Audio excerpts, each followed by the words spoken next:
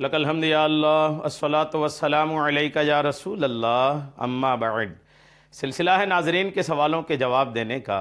ہمارے ناظرین میں سے کنہوں نے سوال کیے ہیں کہ اگر گوشت کے ذرات، گوشت کے ریزے دانتوں کے بیچ رہ گئے تو اسی صورتحال میں وضو بنائے، اگر کلی کیے تو وضو ہوگا یا نہیں ہوگا؟ کلی کرنا چونکہ وضو میں ہے اور کلی چونکہ منہ کے اندر کا کیا جاتا ہے، تو اگر دانتوں کے بیچ کچھ گوشت وغیرہ کے ذرات رہ گئے تو کلی وہ درست ہوگی کہ نہیں، اور پھر اس کلی سے وضو پورا ہوگا کہ نہیں، اور وضو اگر ہوا نہیں ہوا تو اس وضو سے نماز کا کیا مسئلہ ہوگا؟ یہ سارے سوالوں کا جواب انشاءاللہ آپ کو اس چھوٹے سے کلپ میں ہم پیش کرنے کی سعادتیں حاصل کریں گے کہ اگر وضو سے پہلے کسی نے گوشت کھایا، گوشت کے ذرات دانتوں میں رہ گئے اور صاف کیے بنا ہی وضو بنایا، کلی کیا، تو کلی ہوئی نہیں ہوئی، وضو ہوگا کہ نہیں ہوگا؟ اس تعلق سے ان کا سوال ہے۔ آئیے جواب جاننے کی کوشش کرتے ہیں۔ پہلی بات تو یہ اس مسئلے میں دھیان رکھنی چاہیے کہ وضو میں کلی کرنا ہے کیا؟ چونکہ گوشت کے جو ذرات دانتوں کے بیچ میں ہے، یہ اگر کسی چیز کو متاثر کریں گے تو وہ کلی کو کریں گے۔ تو اب کلی کا وضو میں کیا اہمیت ہے، کلی کا وضو میں کیا درجہ ہے، یہ سمجھنا بہت ضروری ہے۔ اگر یہ بات سمجھ میں آ گئی تو بات پوری کلیئر ہو جائے گی۔ ہم نے جب وضو کو کھنگالا، وضو کو سمجھنے کی کوشش کیا، پھر وضو میں جب کلی کو سمجھا کہ کلی کا وضو میں کیا حیثیت ہے، تو فقہاء کرام نے جو لکھا ہے وہ یہ ہے کہ وضو کے اندر کلی کرنا یہ ایک سنت ہے، وضو کے فرائض میں سے نہیں ہے، یہ وضو کی سنتوں میں سے ایک سنت ہے کلی کرنا۔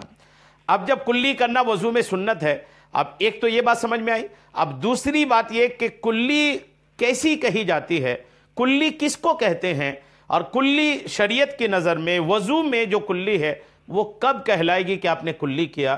آئیے بار شریعت میں صدر الشریعہ بدر الطریقہ خلیفہ اعلیٰ حضرت وکیل اعلیٰ حضرت مفتی امجد علی اعظمی رحمۃ اللہ تعالی علیہ نے جو تحریر فرمایا ہے اس کو سننے کی سعادتیں حاصل کرتے ہیں۔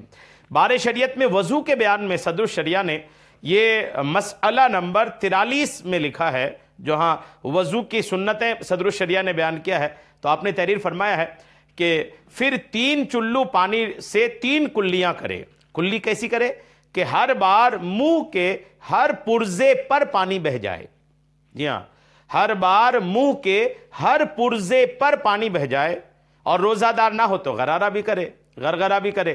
تو یہ ایک وضو میں کلی کا جو معاملہ ہے وہ یہ ہے کہ منہ کے ہر ذرے تک پانی پہنچے تو جا کے وہ کلی کہلاتی ہے۔ اب دانتوں کے بیچ جو فاصلے ہیں، اگر اس میں گوشت کے ذرات اتنے زیادہ ہیں کہ وہاں تک پانی نہیں پہنچ پا رہا ہے، تب تو وہ کلی نہیں ہوگا۔ کلی جب نہیں ہوگا تو کیا وضو بھی نہیں ہوگا؟ تو ایسا نہیں ہے۔ اگر کلی نہیں ہوا تو ایک سنت چھوٹی، ایک سنت کا ثواب کم ہوگا۔ جہاں تک وضو کا ہے، اگر کوئی اور دوسری غلطی نہیں ہوئی تو وضو ہو جائے گا، یہ یاد رکھنا چاہیے۔ چونکہ وضو میں جو کلی کرنا ہے یہ سنت ہے۔ اگر مکمل طریقے سے کوئی اس سنت کو ادا نہیں بھی کرتا ہے تو وضو تو ہو جاتا ہے، لیکن ایسی عادت نہیں بنانی چاہیے، ایسا نہیں کرنا چاہیے۔ سنت کی اپنی جگہ ایک اہمیت ہے، سنت کی اپنی ایک شان ہے، اس لیے مکمل طریقے سے ہی وضو کرنا چاہیے، سنتیں بھی مکمل طریقے سے ادا کرنی چاہیے۔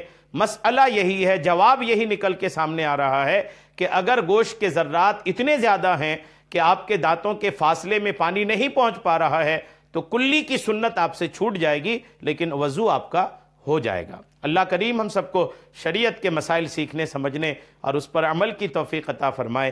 آمین بجاہ النبی الامین صلی اللہ تعالی علیہ وسلم۔